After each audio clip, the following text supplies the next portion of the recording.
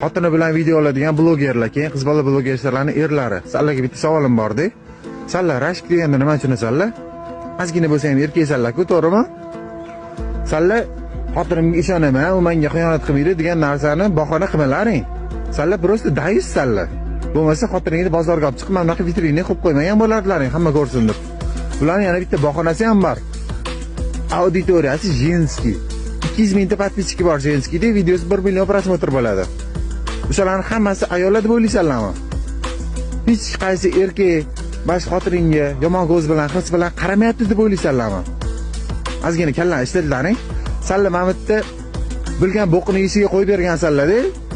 Boshqalar sizlar xotiningga havas qiladi-da, eri sizlardagi latta bo'lishini xohlaydi.